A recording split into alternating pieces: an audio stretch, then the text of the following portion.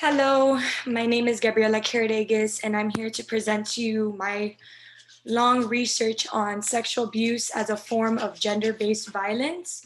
And so we're just going to be discussing certain points, certain literature reviews, certain areas surrounding this topic. So let's get into it. So we can't begin discussing sexual abuse without knowing what it is. So, according to Peter, we know that sexual abuse can be also called molestation and refers to an individual's abusive behavior upon another. In most cases, sexual abuse is often perpetuated by a person through force by taking advantage of another person's weakness. Sexual violence also involves molesting children for sexual favors. So, yes, we know the definition, but I feel like over time, the word hasn't been strong enough or defined enough among people. Um, Sexual abuse can, and as we're going to learn deeper into the PowerPoint, sexual abuse can happen anywhere and at any time, any age, any race. And so we're just going to kind of dissect each of those components and see what does research say about these things? Where are we in current time? What have we improved on? And what future implications can we use? So let's continue.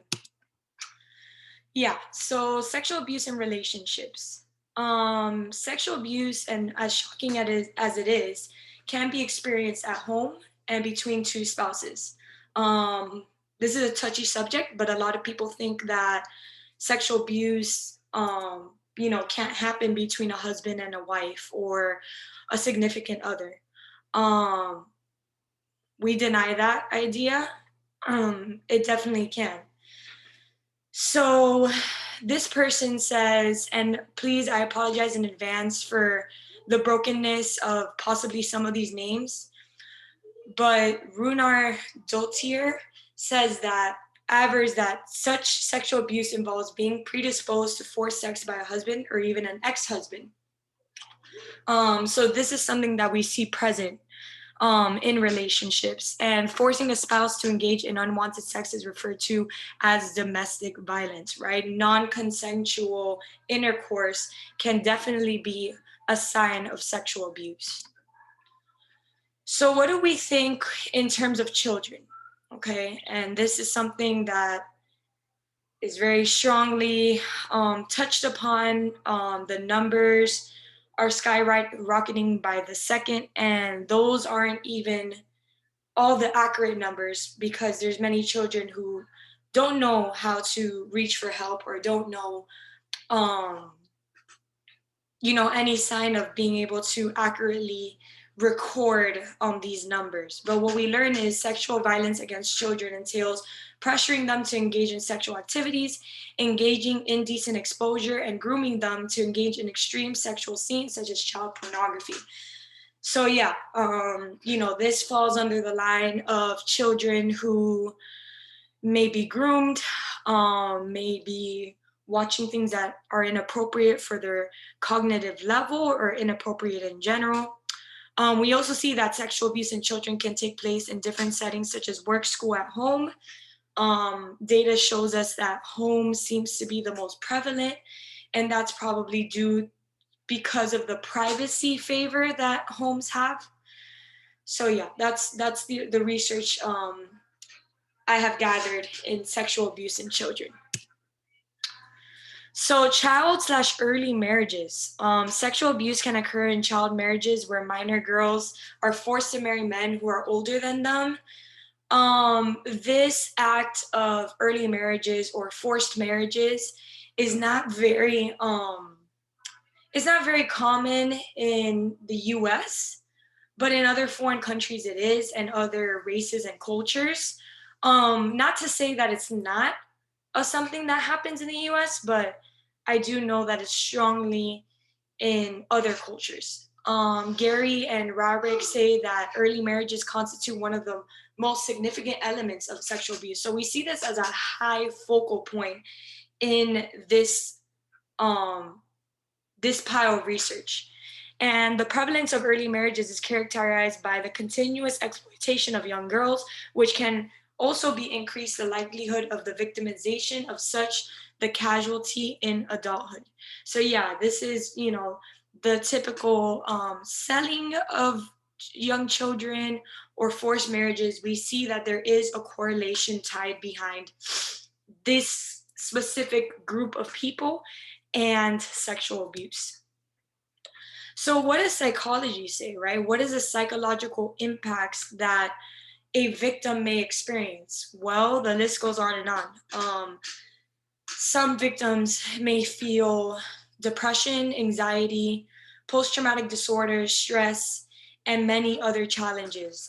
We also see that due to the scarring that happens to these individuals, there's a strong correlation that those people end up um, doing the act, which sounds ludicrous, but it does happen.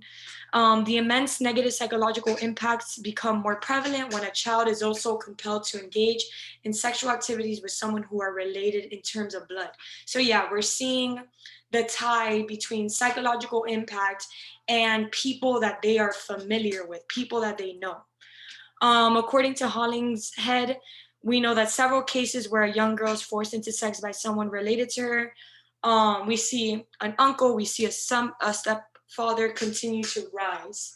So once again, the familiarity of a child who is familiar with this person and what a psychological impact it may be in comparison to a stranger. We do see that there is a difference among those two things. So what's the data, right? What is the factual, tangible data that we have based on everything that we spoke about? Well, 19% of females and 7.9% of males have been subjected to some form of sexual violence. Guys, that is a too high of a number.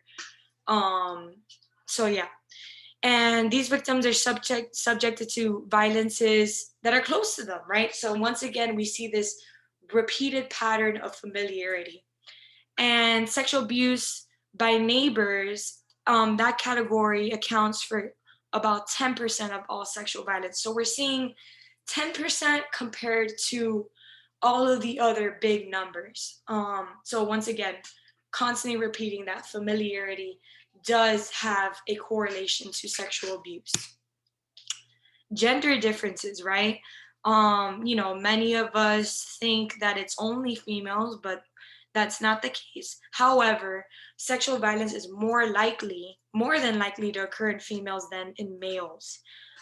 Panish says that men are usually expected to exhibit aggressiveness and self-confidence, while women carry traits such as emotional and accommodating. And this is the battle between masculinity and femininity, where women typically are more submissive, and also gender being how men typically can fight back, whereas a woman will be overpowered by a man in these sort of acts.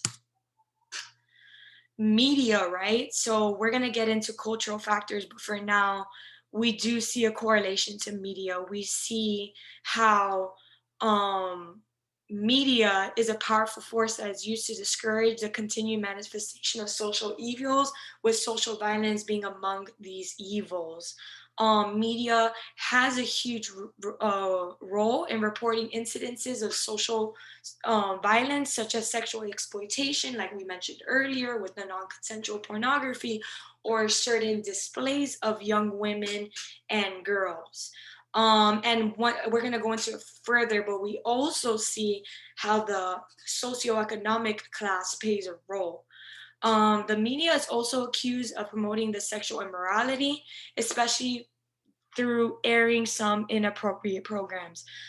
We see this a lot. I don't know, as adults or as researchers or as students, we may watch, a television show and say, wow, some of these jokes children don't even realize are very vulgar and tied to sexualized behavior. So once again, we're seeing these non-consensual or secretive sort of Easter eggs. We see it in Disney, we see it in movies, we see it in shows. of these not so in your face sort of exploitations, but still prevalent, right? So yeah, so let's continue on. So socioeconomic status implications. So we do see a specific group of people in the low social status who are more prone to sexual abuse. This conclusion, it ties in that women from the low income groups will continue being oppressed and exploited sexually, as they do not have anyone to run to when things turn to the worst. We see that low social status individuals will feel like, I can't pay for the court, I can't pay for the help, I can't pay for the servicings, so therefore I'm just gonna have to submit to this horrific and tragic um tragic thing, right? So yeah, we definitely see implications of that. We even see selling of young girls or young women and doing it for money because they don't have any income. Some women, resort into prostitution or things like that because there's just no other, they just feel like there's no other possible potential way for them to earn money other than using their body. So yeah, so cultural factor number one, media, right? In the Kodak and Yuxo study, we see that adolescents are exposed to the contemporary danger of being exposed to the flirtation and sexual abuse online. Yes, we see cyberbullying, we see catfishing, we see grown men disguising themselves as young to speak to 10-year-olds, to speak to young girls.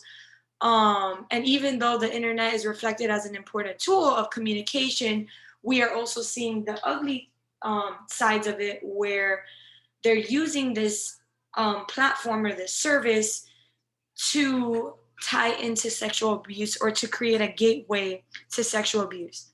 And two others provided a case example of how media is used to promote it. So let's get into it. So their findings were that a sizable number of victims were likely to have met the sex predators through an online platform. So these are people who aren't physically seeing these individuals, but through the access of the online internet, they are getting in close contact or close vicinities with these sex predators. This study revealed that 94.8% of victims of online sex abuse were female, and the average of victims of sexual abuse were between 15 years old. So we're talking about adolescents here, okay? And the Alaggia and Wang assertions tell us that young people are likely to be lured into engaging in sex with strangers they meet online. So once again, this repeated thing, we know that 40% of the identified victims confess to having been physically abused. And these young girls think it's okay to meet up with these individuals that they meet online. They develop almost a trust and bond with these people, and then later on become a victim of sexual abuse. We also see, back to psychological impacts, we see that suicide is increased in the world of sexual abuse. The Sharma study talks to us about lack of awareness, right? Lack of publicity, lack of people who are speaking about this particular thing. So Sharma in 2020 stressed the need for grown-ups to raise awareness of what amounts to sexual abuse and distinguish between bad and good touch, right? Consent versus non-consent. Where is it okay to do and what is not? We see that 90% of those who participated in the study did not know the helpline number of sexual abuse. So, this is that comparison to individuals knowing the McDonald's theme song by memory in comparison to a helpline number in danger, right? It's kind of just like that lack of awareness. And our culture factor number two talks about gender roles expectations, right? So once again, the masculinity and the femininity. And Yahaya says that in 2014, women were likely to be subjected to sexual abuse, and 70% of cases were among the age of female girls from 14 to 17. And once again, we see these socioeconomic status contributions that it immensely impacts the number of women who are victimized to sexual abuse. And what thus concluding that gender roles play a significant role, right? We're seeing this constant repetition of women, once again, not excluding young boys or young men.